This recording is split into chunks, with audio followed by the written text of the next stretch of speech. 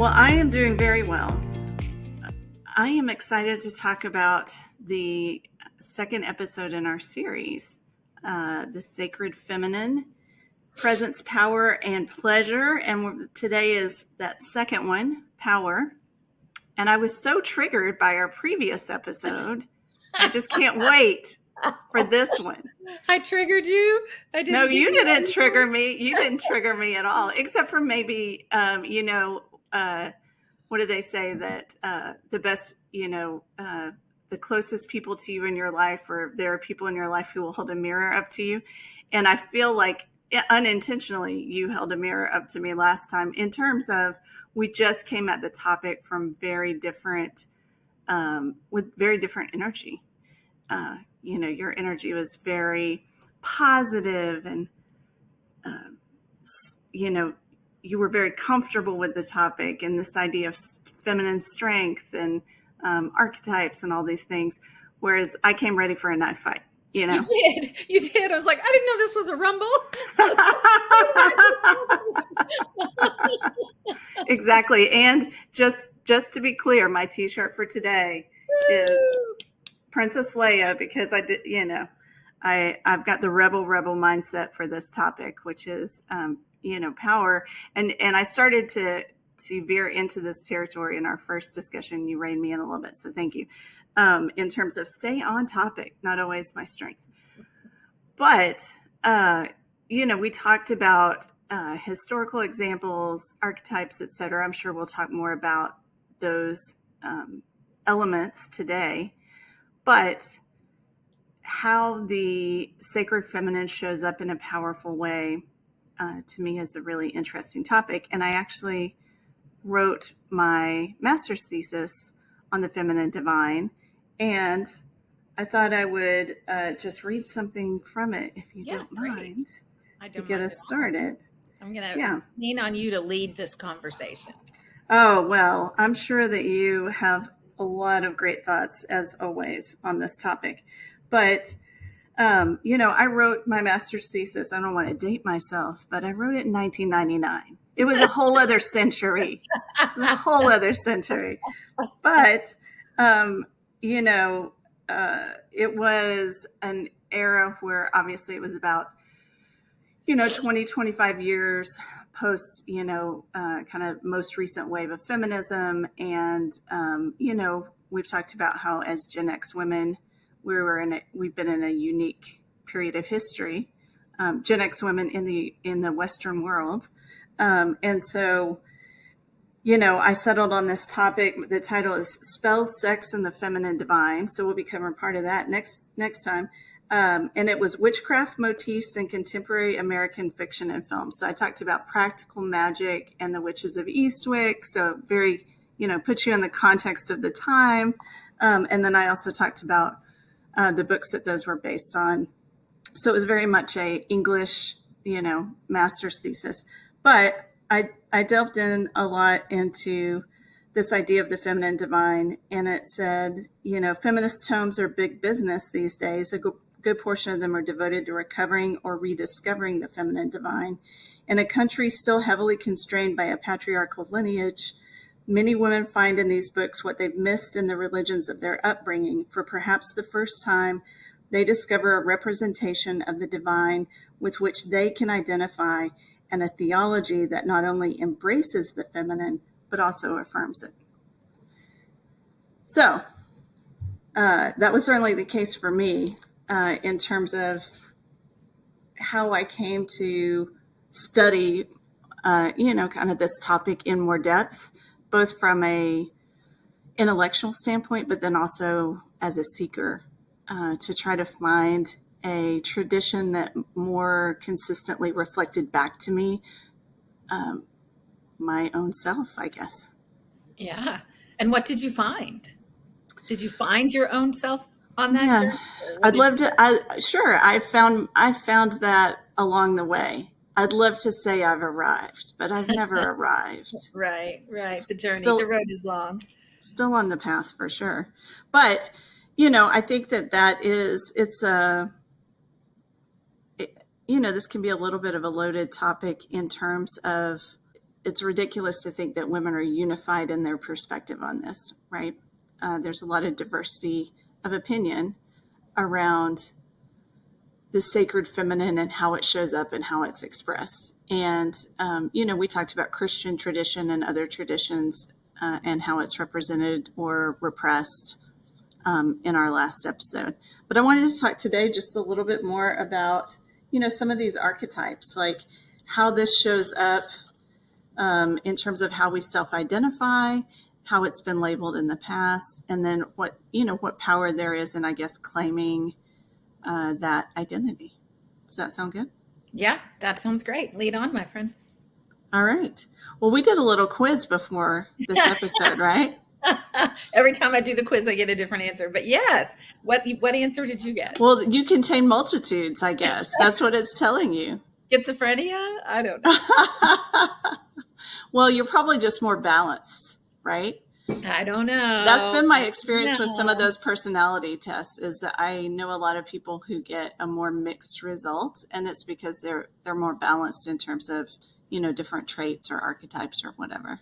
That's how I might read it, Susan. Is that how you'd read it? Are you not buying off on that? Well, I think of, okay, so let's talk about archetypes for just a second, okay? Let's do it.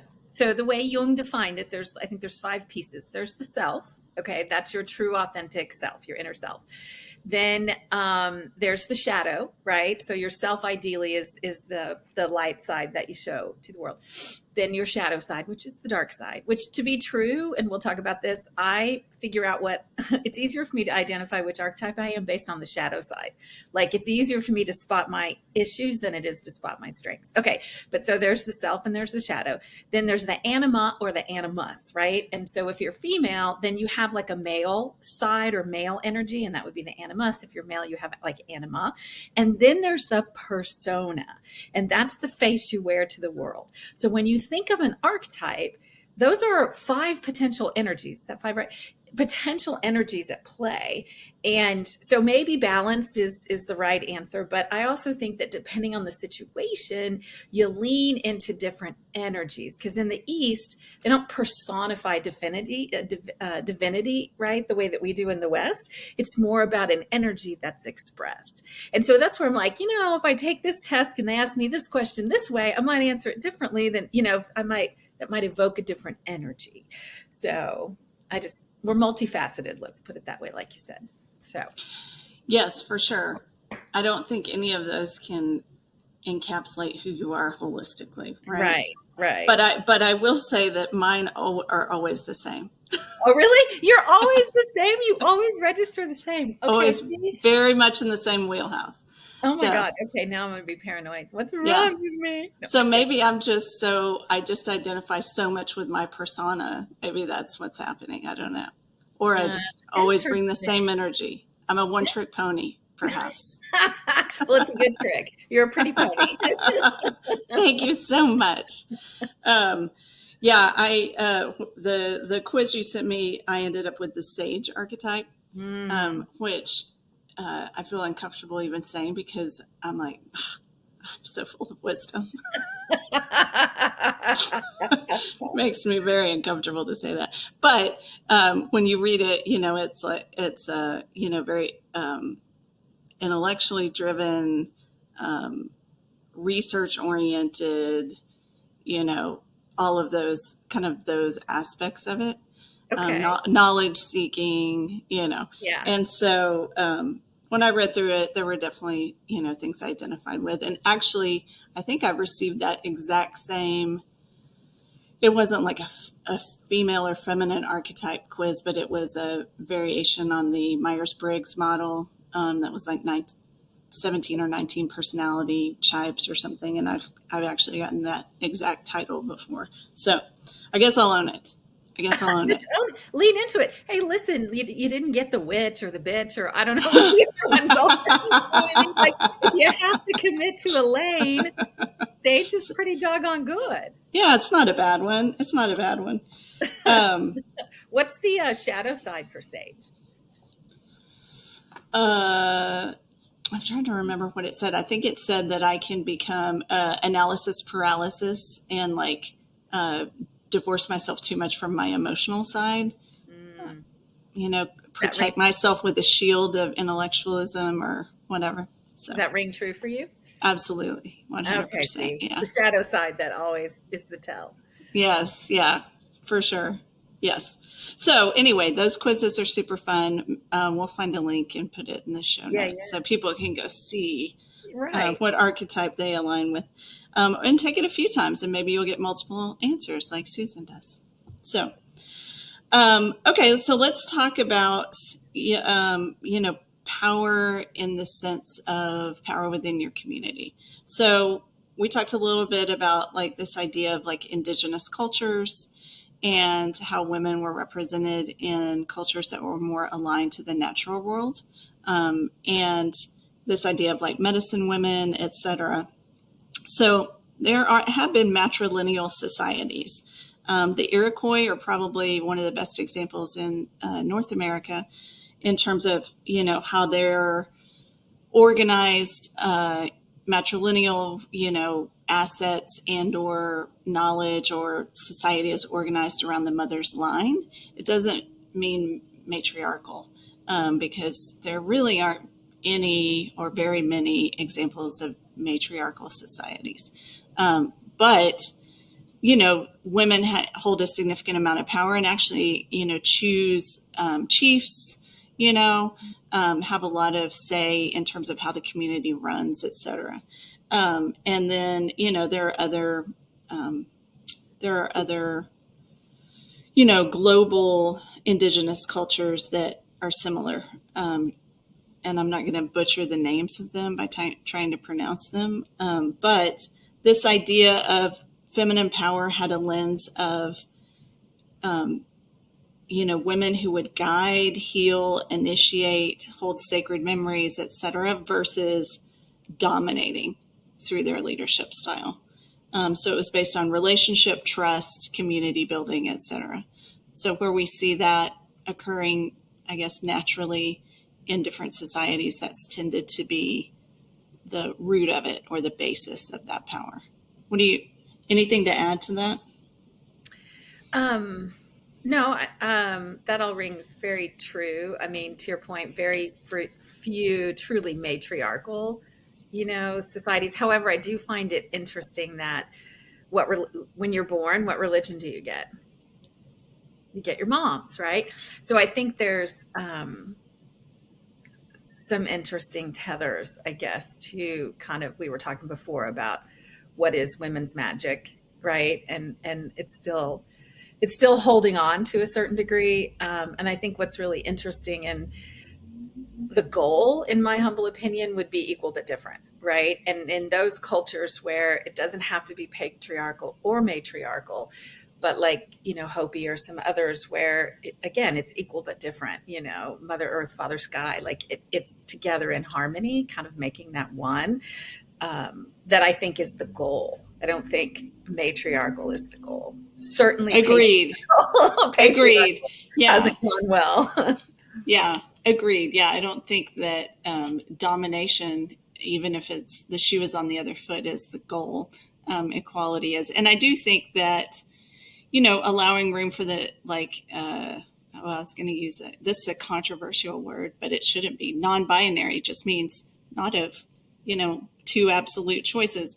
But this idea that traits are not inherently masculine or feminine, I think, is something that younger generations are embracing a lot, and probably in a beneficial way, in that it's not constraining, right? It's more fluid in terms of how you, like, I think we've attached this binary to it that's artificial in some ways, and in some ways is maybe fundamentally true. So there's that whole, I feel like our generation is very still rooted, or I know I am. I'll just speak for myself. I'm still very rooted in like kind of gender archetypes that are more traditional, even though I intellectually think that a little bit differently. I tend to go back to those.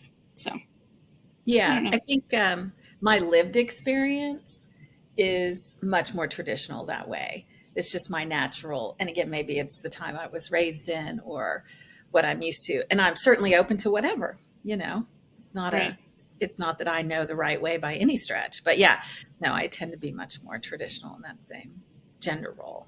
Yeah. Yes. Yeah. And I think that to your point of, you made a great point around this idea that, women can lead in a different way. You alluded to that just a minute ago.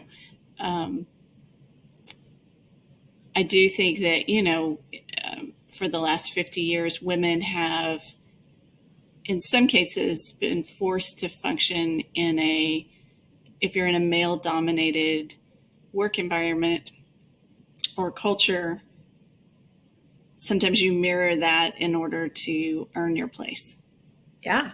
And Yeah. so you don't always bring your natural strength to the table. Sometimes it's an artificial manifestation or flavor. Well, you're playing a game, and being a woman, like I think I've said this, like I feel really fortunate the environments that I've had the opportunity to work in, for the most part, that I've gotten to just be me and come as me and perform as me. But when you're walking in, like I've got some meetings coming up, I'm like, okay, I'm gonna have to put a certain kind of energy on. I'm gonna have to put a certain kind of face on, and I know how to play that game. I can play that game and just consciously slip into that.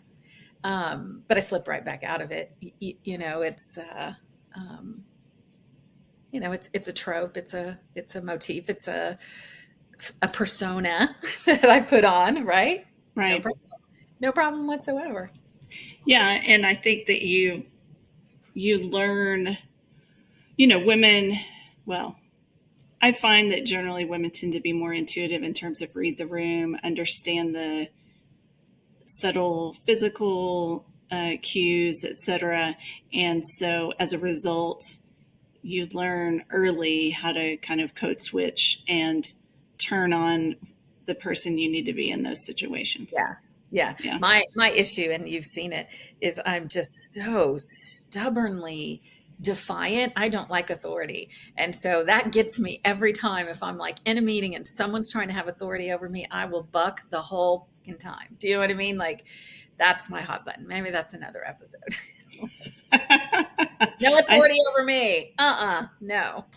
Yes. You can fire me if you want to, but no authority.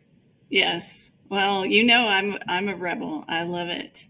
And same. I dislike being closely managed. Let's agree on something and set me loose, and then we'll chat. Yeah. So I hear you, sister.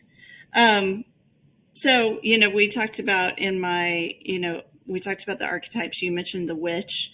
The spiritual archetype of the witch has been present for a long time, and it was, mostly associated with paganism, and as Christianity, or other religions began to become more predominant, kind of these old pagan traditions were attached more and more to this idea of witchcraft, and this person who's operating outside of the bounds of what is morally maybe acceptable increasingly. And, you see it in, Latin traditions, Celtic lore, this idea of this feminine spiritual authority. And it's on the positive side, grounded in nature and cycles and intuition and healing. But then, by the 1300s and 1700s in Europe, you have, this period of the witch hunts. And, you can go deep on that topic. We won't even have time for that. But, tens of thousands of, peasant women, midwives, herbalists, healers, tortured, executed, all that good stuff in the name of, ridding the world of their evil. And, the guise of superstition overlaid it, but really underneath it was all about, destroying female autonomy, spirituality, in some cases sexuality, etc. So, that's a tradition I think in the West we're familiar with. But, if you look at ancient Egypt, women had a lot of power. Obviously, Cleopatra is a historical figure who has continued to have a lot of resonance and is well known even today. And then, there's a matrilineal society in Indonesia that still has, um, you know, still survives today, although it's in some ways diminished because of modernity and people moving into like larger cities and kind of dispersion of that culture. But at one time was the world's largest matrilineal society. Property, family names, pass through women, all that good stuff. So we have this rich background, Western Europe, the witch. We've got, all of these examples from history and across the globe. But, I do feel like, and probably this is self-serving because I'm a Gen X woman, but Gen X women tend to be kind of in the Western world, these bridge builders from this past to, I think, what it means today, strictly because we're the first generation of women to have more options. Do you think that's fair? Well, you just went through a lot there, sister. Like I know. I'm You're still like, unpacking. I'm still unpacking some of the witch stuff. So some thoughts, maybe not wholly linearly from what you were, but just the word, I just don't even like the word witch. Like like that's just a word to me. That's just a pejorative, like nasty, like she's like I don't like it. And I know not everybody feels that way, but I think we have to kind of separate witch from shaman or witch from priestess. Like, cause I think witch was intended to be a negative, bad thing. And, it's like Joseph Campbell's definition of mythology. Mythology is quote unquote other people's religion. Well, a witch is somebody who's doing something that I don't understand and doesn't ring true for me. So I think it really taps into just human insecurities, and that kind of fear. And it's that fear, and I, maybe gets into like power too. Not a psychologist, that you want to control and box and put away anything that you don't understand and make it small so that you can understand it, and then you can ultimately control it. And that's the golden thread that I think, to your point, started back then, that is still alive and well today, right? And it's that, okay, we don't, men don't understand women. I have yet to meet a man who's like, oh, I understand women. They're all like, I sure love you, but I don't understand you at all. Right. And so I don't think men still understand women, and they don't, even in their own environments, in the, let's just say, the corporate world, they still don't get it. Right. And so I think there's like a fear or I'm not even quite sure how to describe it. Certainly some men more comfortable than others. But I think that's the golden thread that sort of plays through, that we're still dealing with. yeah, it's probably like a version of otherness, right?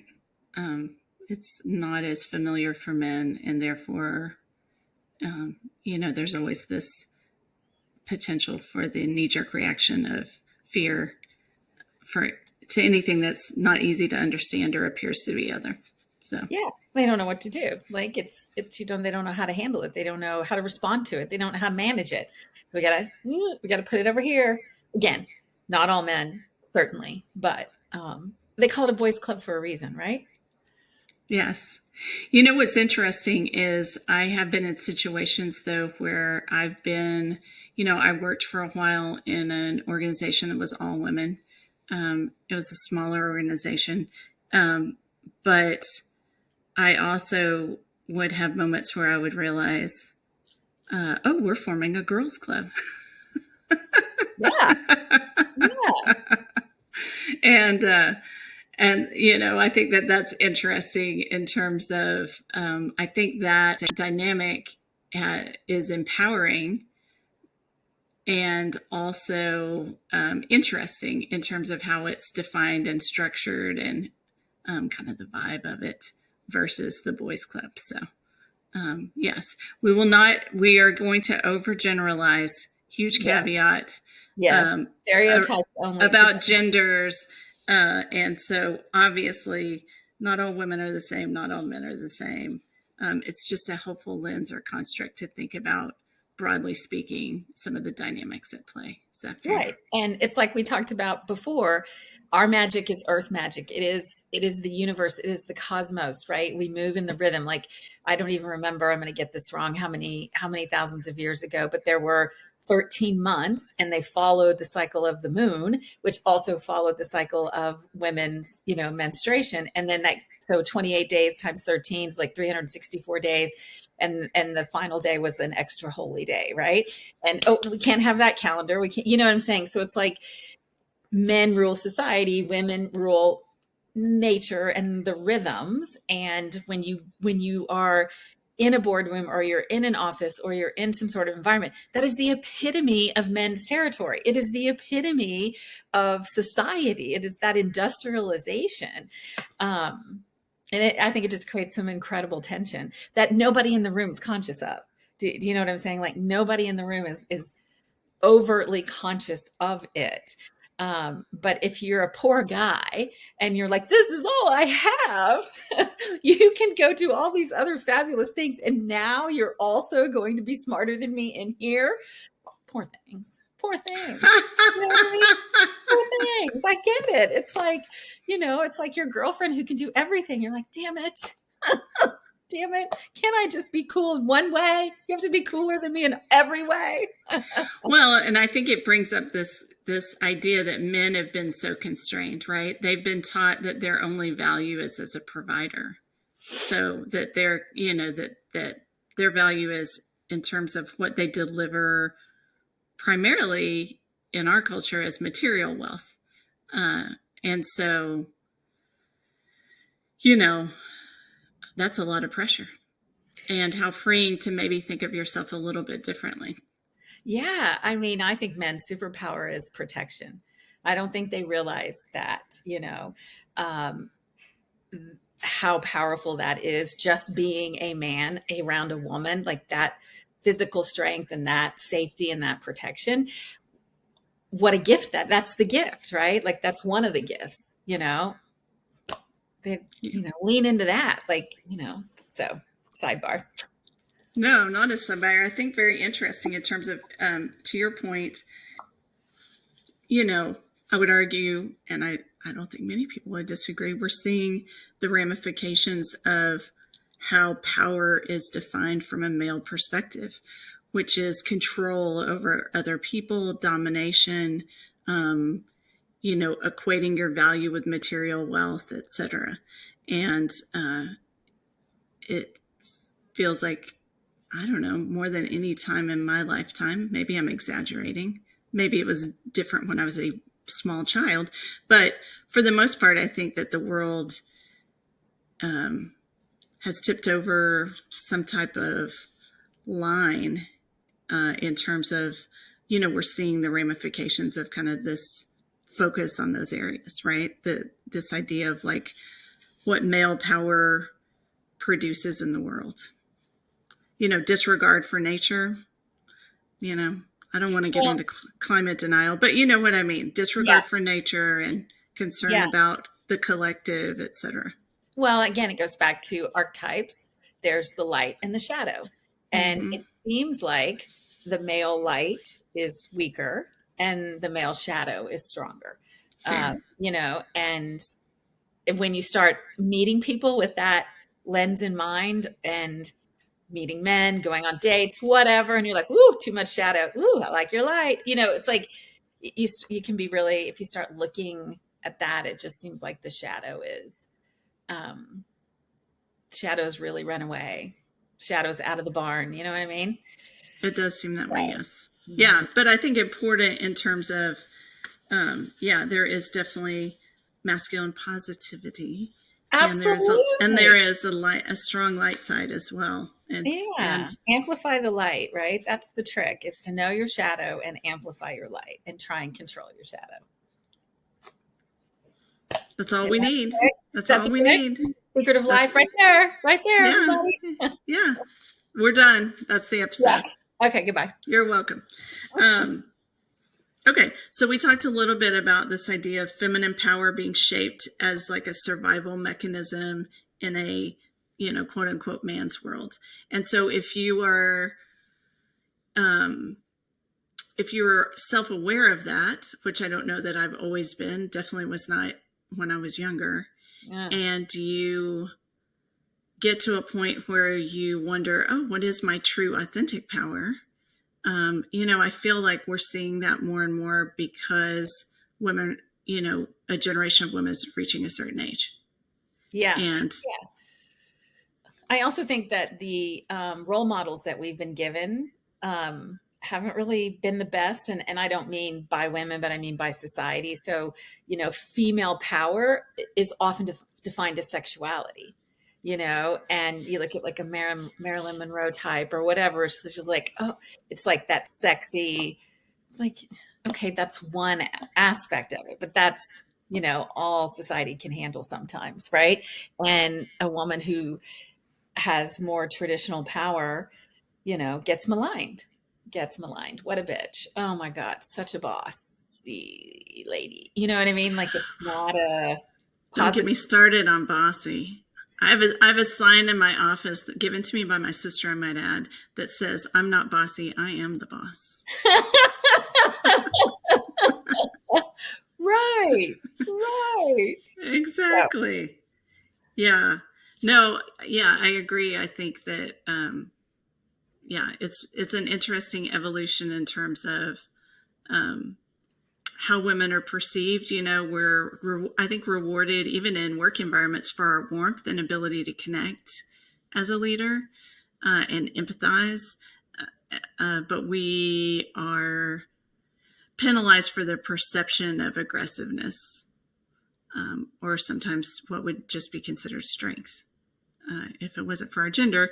And historically, even in sometimes, work environments, your physical attractiveness was a factor in your career trajectory. Oh, absolutely. What's the statistic? Let me see if I can remember the numbers. Uh, a man who is tall, and by tall I mean over 6'2", I think 6'2" and up, they tend to make 7% more than the average man. Okay, so for men, it's manifests itself in height, and for women, beauty, which is granted subjective, but women who are deemed beautiful make 5% more than the average woman in the workplace for an equivalent job. So absolutely. Yes. In my experience, though, the goal is always to be attractive, but not too attractive. Right. Because it can't Then be you have to distracted. deal, if you're too attractive, you have to deal with sexual harassment way more. Has that been a big problem? Yeah, I haven't had to deal with a lot of that. A little Oh, bit. I haven't had to deal with it as much either. I'm just saying I've seen it. I've I just work seen. for men who like redheads, and then it all works out for me. I joke. I've worked with women who were both smart and I would say very attractive, and it was almost a handicap to them, for sure, Mm, because they maybe weren't taken as seriously, despite the fact that they had the brains to back it up, or they did have to deal more with sexual harassment. So yeah. I've Yeah. definitely seen that firsthand. Less these days, but in the beginning of my career, it was not at all unusual. Well, one of my first interviews, and I will not name names for it, but at a big agency, in an interview, I was literally asked by my interviewer if the cuff matched the collar. And I, at the time, didn't even know what that meant. And I was like, what? Like it took me a second.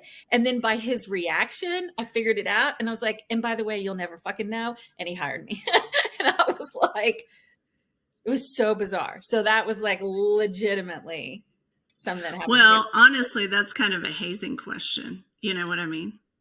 I mean, would it be today? Would that be considered hazing, or Well, would no, that be? that would be considered illegal today. But back then, I think it was a hazing question because I can't think of a specific example, but I definitely encountered, kind of this test, like, are you cool enough to hang with us? Can we say something that's boys That's clubby? part of the club. Yeah, exactly. It's Mm-hmm. part of the club. And see how you react.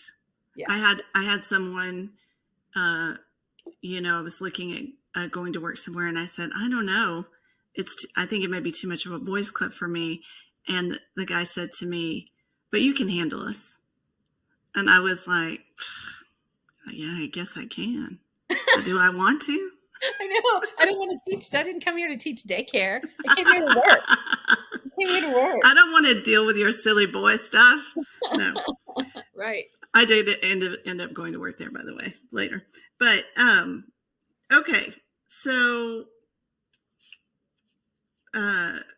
let's talk about in a spiritual dimension, because I think like when we've talked a lot about work environments, because I think that's a natural area to gravitate towards when you're talking about power, right? Because power for women historically and probably now and forevermore will also be associated with economic independence.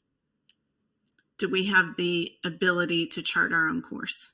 Mm-hmm. Are we able to stand on our own 2 feet? Yeah. Right. Yep. That's the catch. There's the catch, right? Yeah. And I was talking to my aunt who's in her 80s recently. She was a school superintendent, and we were talking about we're reading a book together that's kind of a feminist novel. I love it. And I said, well, back when you were young, you basically had 2 options. And she said, exactly. I could become a nurse or I could become a teacher. And I didn't like blood, so I became a teacher. That's awesome. And I said, well, you could also have been a secretary. And she's like, yeah, you didn't want to be a secretary. So, and she became a superintendent, and she was like, you wouldn't believe all the stuff I had to deal with. She was like, yeah, male administrators and, old coaches and all the stuff. So anyway, this idea of like kind of fighting your way to the table is definitely a manifestation, I think, of power, right? Of how you understand and learn the game so that you can, have some of the benefit, right? Economic independence, chart your own course, etc. Yeah, I think it's important to acknowledge that, as you've said, generations before us had a much different fight on their hands, right? And they definitely won some big battles for us, right? That we don't even have to think about. But I do think, and in this I'm quite militant about, is that women need to have independence. You absolutely need to be able to be independent. And you can choose to do whatever you want with that independence, but being dependent, no bueno, no bueno. However that manifests, whatever that looks like, then you run out of options. You do. And you can't predict the future. That's the point that I make to young women that I talk to who are trying to figure out how to balance career and family, because that is a very difficult balance. And if someone chooses to prioritize family to the exclusion of career, that's your own personal choice for sure.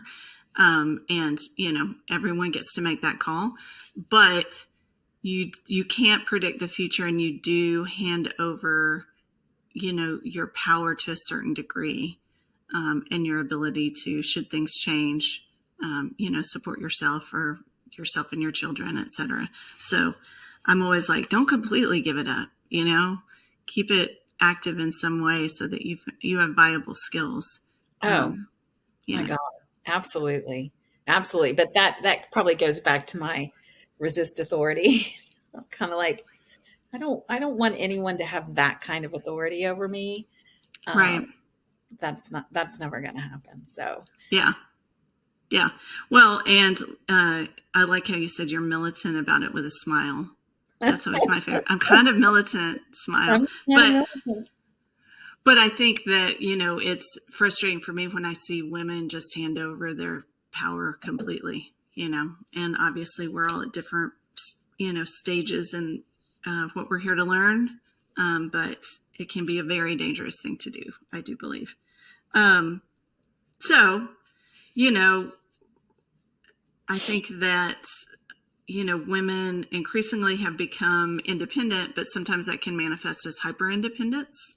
And it also means that from a spiritual lens, we don't always feel comfortable in the religious traditions we were raised in, or maybe the spiritual constructs that we were handed, because we don't always feel like we identify or are represented in those traditions. So we've hit on this before. Everyone will get tired of hearing me talk about it. But, I was raised in a spiritual tradition in a religion that specifically just didn't have much room for women in anything other than a supporting role.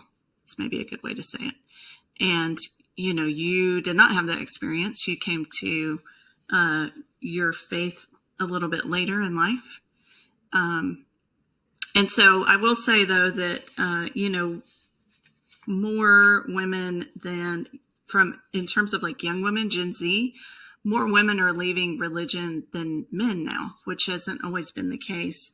And, I think that that's in part because they just don't feel like that they're represented. So, there was a study in 2024 that 40% of women ages 18 to 29 identified as religiously unaffiliated, compared to 36% of men in that same age group. And it's a big shift from any of the previous generations. Usually men were more the ones to stray from religious structure, and women were more the ones to bring them back or to stay rooted in that tradition. And then, more women among Gen Z are leaving their childhood religions versus men as well. So anyway, I thought that was interesting because, it's driven partly by this like cultural mismatch in terms of my values. Maybe as a young woman, gender equality, it might be LGBTQ rights, reproductive rights, other topics maybe are more of a divide. And then it could be, just this generational shift because they feel the restriction more of some of those religious traditions. So you're very comfortable in your religious tradition. I've never been comfortable in one. So talk to me a little bit about where that comfort comes from. Well, I guess I would say, I think I've always been a spiritual, faithful person. I just didn't necessarily have a church affiliation until, my mom was Lutheran. I was baptized in the Lutheran church down in Kerrville. In the summers, I would go there, but I wasn't brought up in it, like, day in and day out. It wasn't a thing. And, if you'd asked me what I was before, I was Buddhist. I was practicing Buddhist in college, and, and it wasn't until I had kids that I was like, oh, I got to do right by them. None of this goofing off out here that I've been doing. I got to make sure I'm doing right by my kids. Right. And so that's when I just was like, okay, I'm going to go to a Lutheran church. I'm going to get them baptized. And, that's just suddenly I was a seeker, but then all of a sudden I had all the answers. But I guess what I experienced in the Lutheran church is we have female pastors. We have female speakers. Like there is but it's also part of the Lutheran theology. Like it's different from Catholicism in that we're taught that there is nobody between you and God. Absolutely nobody. And nobody can get in between you and God. God is as close as your breath. And so there's just not even a concept of hierarchy, at least in the ELCA. Missouri Synod might be a little different. In fact, I think it is. But so I never felt as a female stifled. In fact, I felt encouraged, and so because of all the other studies I had done, one of the pastors was like, I want you to teach because we need people with different points of view in here. And that's just kind of the way Lutheranism is. And the other thing that I love about it is there's a big arc towards justice, social justice. And so homosexuality, LGBTQ, like supporting, right? The Lutheran Church is generally very supporting of like just human rights, humans, people. We're supposed to love each other. Like we don't have 6 sacraments. It's like you get baptized, and then you go love each other. That's what you're supposed to do. So in that sense, I think it's very beautiful, and less perhaps, not that I have spent a significant time in other denominations or in other churches, less oppressive to women or less confining to anybody, really. Right. That's been my experience. So I'm super grateful for it. I think in this whole feminism area, I think I'm a super lucky girl. You know, I've seen strong women modeled for me. I've been in church environments that are very open. I've worked for men who I don't think saw that I was even a woman, you know, like I felt championed by them. I didn't feel held back by them.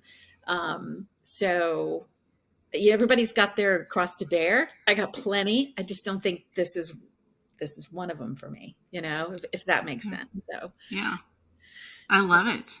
I'm jealous. so I'm like, I said, super grateful. It's like, you know, lucky girl. Yeah.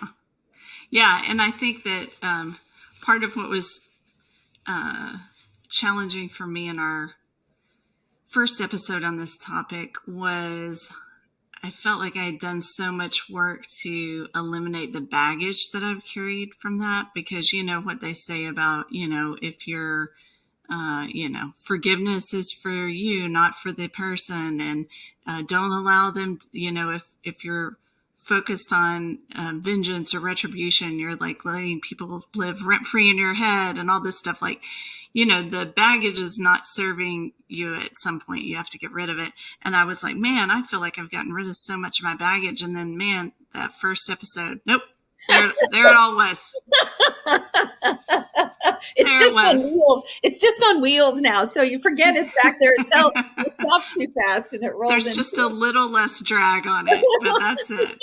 A little less drag. Yeah. Yes. Yeah. Well, let's talk about what female power can look like in terms of, you know, leadership or how it manifests. So everything that I looked at some different studies, and in terms of if you want to take a gender lens and apply it, you know, that female leadership tended to be more transformational versus transactional. So it was more inspiring, it was more relationship based, it was more change oriented. Mm-hmm. Whereas male leadership tended to be a little bit more transactional and task focused. Yeah. And I thought that was interesting. Yeah, for sure. I read this, or it was a comedian was joking, or I don't know what it was, but he said, whatever you give a woman, she grows it. She transforms it into something more. He was like, give her groceries, she'll make you a meal. Give her a house, she'll make you a home. Give her your sperm, she'll give you a family. And while it's kind of like funny or haha, whatever, at the same time, it's still true. And when you think about that, the power or I like the word magic better, but you know, you think about the magic that is one, it is transformational. Things don't stay the same with us. You know, there's not like a status quo, or, you know what I mean? Like that's part of what moves us forward, is this drive to transformation, even if maybe we're not even aware of it. I think it's just part of being female. Yeah. Yeah, I think it is interesting. Obviously, you know, I know a lot of female entrepreneurs, but then also if you think about how, you know, this idea of like micro investments in, you know, different regions tend to center on giving women money because they are more transformational for a community than to give that same investment. Educate women and we'll change the world. That's what they're afraid of. Right. But maybe they just need to embrace the what could be. What could be. It could be good, guys. That's what we're saying. It would be good. So yeah, I think like this idea of collaboration, et cetera, community forming, you know, and I'm not going to say clearly I mean, you and I know exceptions to this characterization in terms of women, specific women we know for sure. It's time for the stereotype clip art again. We're stereotyping, generalizing. Yeah, exactly. But, you know, I think that's been part of my evolution, is understanding like, oh, this persona that I've adopted from a career standpoint is not necessarily as authentic for me. And, you know, probably over the last 10 to 15 years, how do I show up as a leader in these situations in a way that is authentic for me? And what does that look like? And it is very different. So now you're going to get on something for me, which is this word authentic. Okay.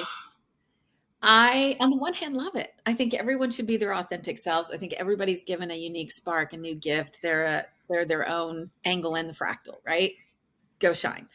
But I hate it when authentic is used as an excuse for being, I don't know, deconstructive or negative or whatever. I'm like, okay, so I'm getting kind of over that word authentic.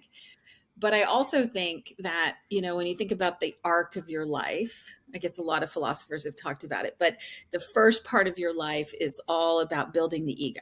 The ego plays a very important role in, creating a place for you in the world and safety and lower chakras and the base of Maslow's hierarchy. You pick it, right?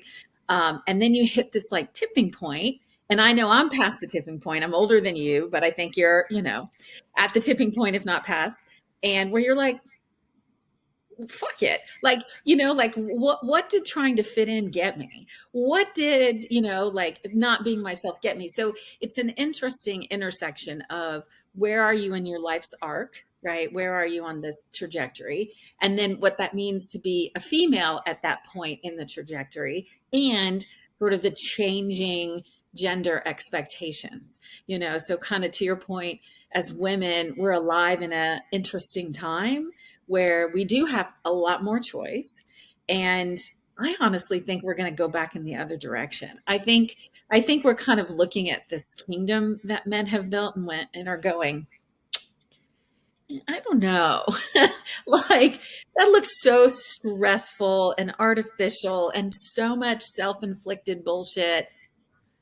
Oh, so that's I think we're at an interesting inflection point. We'll see.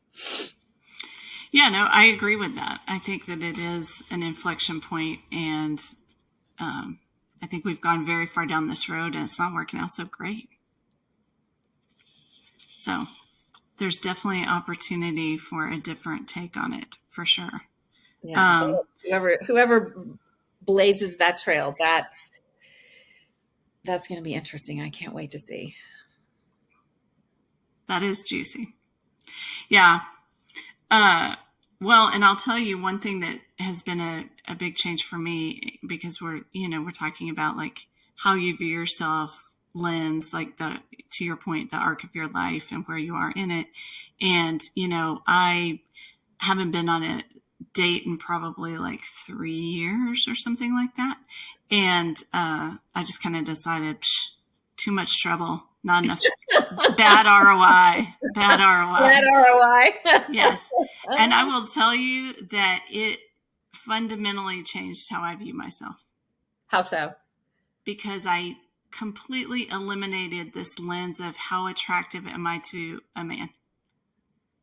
And I didn't know how much I invested in that. I didn't think that I invested very much, honestly. And then when it went away, I realized how much I had, Interesting. How has that changed you? Like how does that manifest? Like, did you used to be a bleach blonde? Like, help me. Like what's changed? I did used to be much blonder. I will tell you that. Yes. I think it's just changed. Honestly, it's changed a little bit just how I move through the world. Like I'm not as attached to how my physical appearance is perceived in the world. I don't care. And it's the first time in my entire life I've not cared about that, at least a little bit. Interesting. Do you like it? Does it feel good? Yeah, it feels great. I love it. And it makes me wonder, it's a little bit like, I'm an all or nothing person. And so I'm like, oh, do I have to give it up completely to feel this way? But it's been amazing, honestly. I think that because I don't know, for me, it was always tied up with on some level, like my value to our point about, it's easier to be an attractive person in this world. I think that's true for men or for women, right? More so for women historically and traditionally. But I think it just it just freed me from this idea that I was looking for outside validation on some level. And maybe that was like a last piece of the puzzle where I was. For someone to say like, oh, I'm here to validate that you are an attractive person or that you are worthy of whatever, you know, I just took that card off the table. Yeah. And, you know, that's pretty nice. Yeah. Sounds like it was empowering for you. Very much so. Yeah. Yeah. That's interesting. I'm processing that. Yeah. And here's the thing. I don't think you have to, you know, I don't think you have to give up on seeking that or wanting that in your life to experience that. Some people probably naturally experience it without, you know, saying, okay, I'm going to leave that behind, or it's not a priority or whatever. There are probably people who can, maybe you're one of them, who can experience that in an empowering way. And it's not something that, I don't know, is a deep vulnerability. I don't know. Yeah, I was going to say my experience on that is very different, and it's going to sound really silly, but very true for me, which is being a redhead. Like, I was always odd girl out. Like, there was not another redhead until I went to 7th grade junior high, and the only other redhead in the class would eat the gum out from underneath the desk. So I was already like this outsider, and then my stock even dropped more so I'm so used to living in this space where some people are just going to love me and some don't.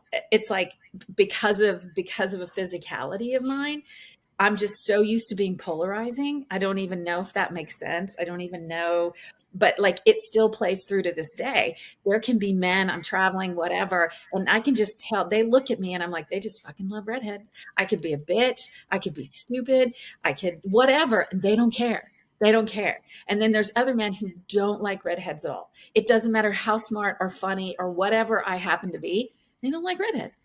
It's for me, like the physical piece of it is I've had to just so accept who I am. And this is who I am from such a young age. Like it was much more traumatic for me when I was younger than it is for me. And I don't know if that makes any sense, but that's, that's really interesting. That's kind of been the ginger bias. Yeah. I mean, it sounds silly, but let me tell you, it is true.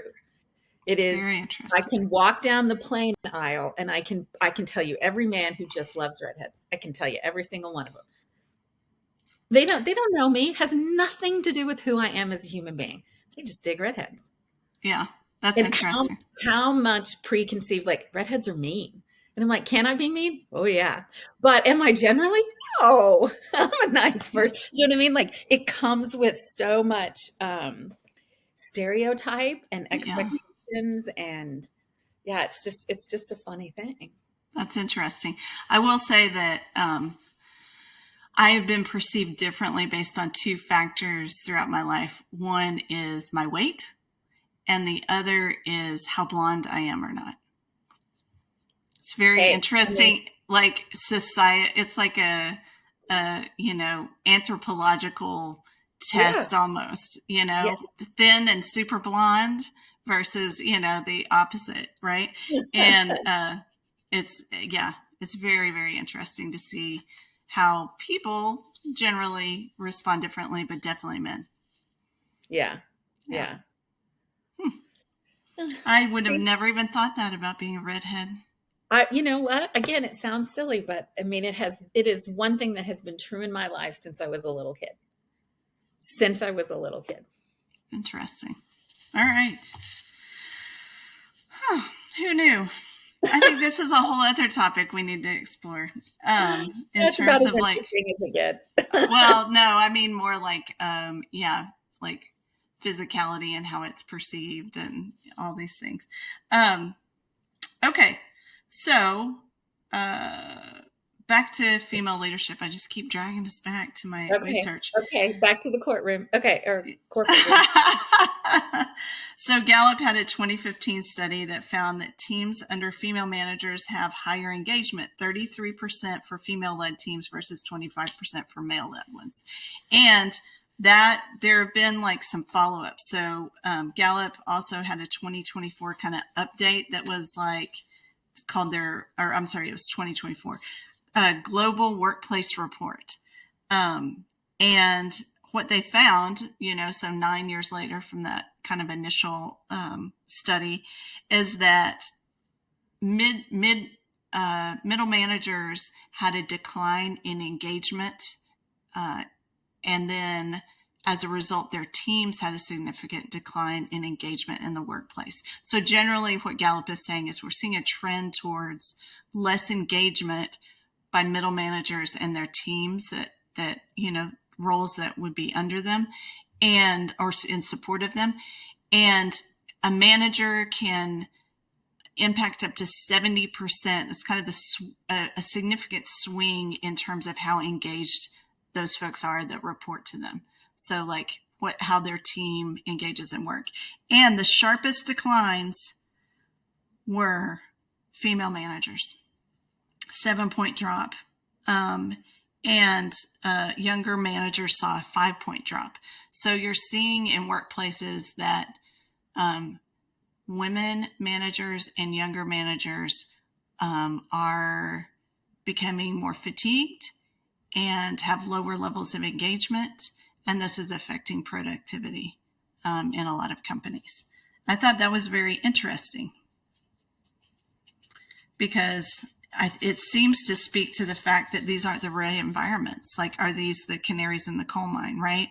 That the way work is structured today isn't as conducive. And so you see, this burnout among women and some of the younger generations. I don't know. I thought that was interesting because it is very much tied, female managers can have more impact for younger women who work for them, but even just generally their entire teams. And if they are getting burned out, what does that mean for these organizations? Yeah, it means trouble. Yeah, because they're the ones who tend to be, in some cases more mentor-oriented or nurturing. Obviously, we've talked about how we've both benefited from male, managers who fit that construct, right? Who were very encouraging and champions, et cetera. But I thought it was just interesting. And then, I read a study that was healthcare focused. I know that in your professional career, you've been very focused on healthcare. It was a 2025 scoping review in BMJ Global Health.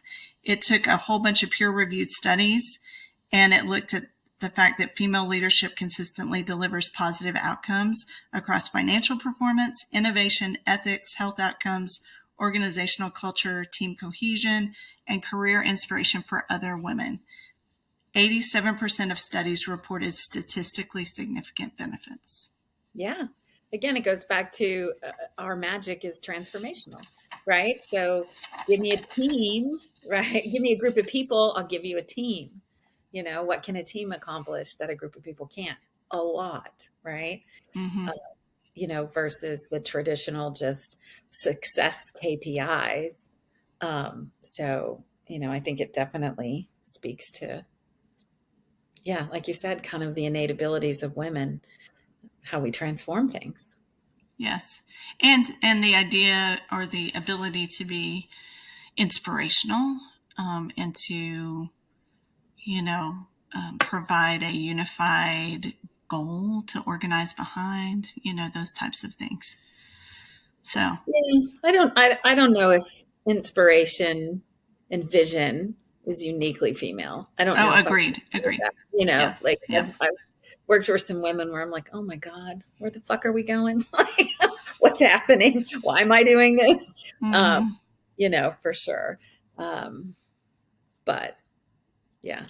Absolutely. I think that, we have to be careful about overgeneralizing for sure. So I had a whole bunch of other examples from different studies about how, women on leadership teams have positive impact and how it's been, basically quantified through various studies. And it kind of feels a little silly to be like, I got to bring the facts that we do contribute positively in the workplace. Right. It feels like that should be accepted at this point, but not always, not in every case. Well, as a country, we're not ready for a female president yet, right? So that kind of gives you a pretty good clue of the emotional barometer, or I don't know what the right term is, right? We're not Yeah. there yet. We're not there yet. So maybe we haven't had good options, who's to say? But yeah, it's an interesting dynamic, and I don't think we'll get it. I don't think we'll get through it in expected ways. I think we'll get through it in unexpected ways, um, which I mean, by which I mean, I don't think just sort of traditional roads. I think something, unexpected. I think men are going to have to see a woman do something that gives them cause for pause and to reevaluate, right? Versus following the traditional path. I think the traditional path is a trap. So, and then you're judged by, male standards, or you're judged by tradition. So, Yes. I mean, I think we are a culture in need of new ideas. So it will be interesting to see. There are a lot of inflection points probably in our future where new ideas will be more attractive. New ways of doing things might be more attractive. And I think you see this too, like, right now with like Christian evangelicals, there are women who have begun to separate themselves and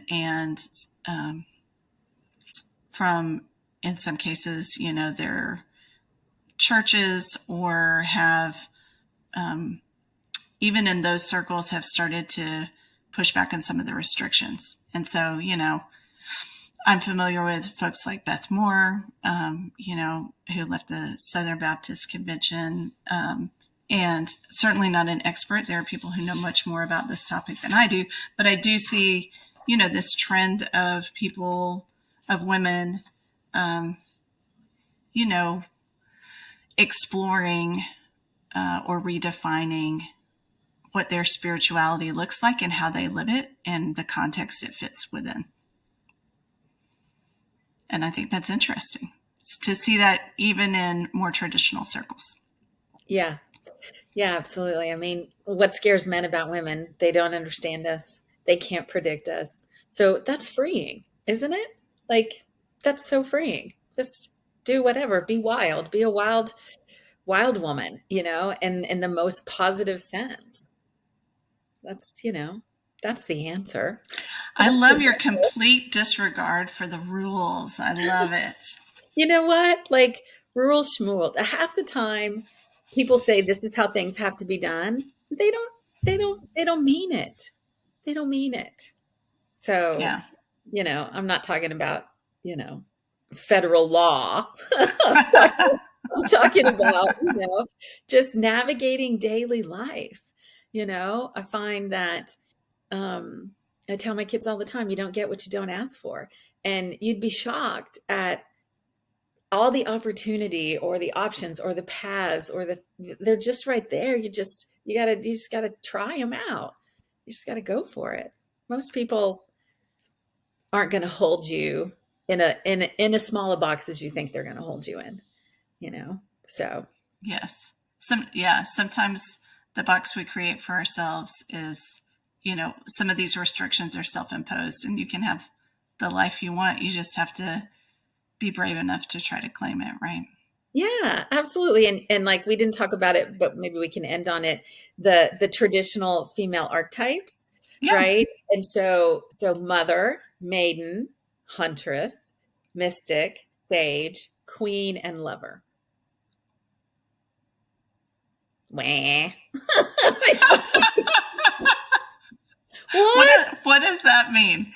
Tell me. I'm just like, again, this is where my Eastern, my Zen Buddhist, archetypes energy. Like, I don't think we need female archetypes. It's like it's divine energy. And, I love, it's fun to talk about, it's fun to say, oh, I think I am a little bit more of this or a little bit more of that or whatever it happens to be. But all the energies are available to us at all times, right? Whether it's our light or our shadow or our anima or animus, right? Like it's kind of all there. The whole spectrum is there. And you've been pretty consistent. That's, not my experience, but I feel like I can lean into different, I can ride different energies. I definitely have my North Star I kind of come back to, I think, but I feel like I've been different archetypes over time, and part of it again is the arc of life, and part of it is age, and part of it is experience, like I spent a lot of time in the mother archetype at the expense of everything else, but that's what that's what was called of me, at that time. And so I almost see it as like painting a canvas, like it's all available. And it's a choice. I think not everything's a choice. Like I'm not a good maiden. I don't know how to do ingenue. Like I can't do that. I don't have that, but I still have plenty of other colors, that I can play with. And so to me, I look at it as something fun, and especially I love the colors or the energies that are uniquely mine or seem like I have in more abundance than perhaps others do. It just makes things fun. So. Man, I love the way you think about this. And I think, we joked before that I, am an aspiring but bad Buddhist. And I think it is this, probably why I'm so fixed is this over identification with, like this need to identify with a fixed persona. Like this is who I am. It must be consistent. Whereas, your fluidity and then also just, I'm trying to think of another like better word for it, but your flexibility in terms of how you think about yourself and that it doesn't need to be fixed or consistent. Maybe you're not over-identified with your ego like I am. That's probably it. Well, but I'm older than you. I'll throw that out as mine. Only a little bit. I mean, I'll take it, but being beaten down. Do you know what I mean? Where it's like ego. Oh my gosh. You've served your role and now step aside. Right. Yes. And me, like, I think I'm pretty consistent as a person. It's not like, oh, what Susan are we getting today? Like it's not like that, but, that you feel flexible to tap into all of those energies. I think it's an interesting way to think about it. Yeah. Well said. That's what I'm talking about. So. Yes. I think I just feel like I have to bring the hammer all the time. All right. So I'm going to wrap us up by reading. Right. It was interesting to go back and read my master's thesis because it's like someone else wrote it. It was so long ago that I was did I write that? I don't even know. But so this gives you, because I was writing about, this idea of witchcraft or Wiccan or whatever. There was I read a lot of neo-pagans and all this stuff. Like I went way out there and researched all this stuff.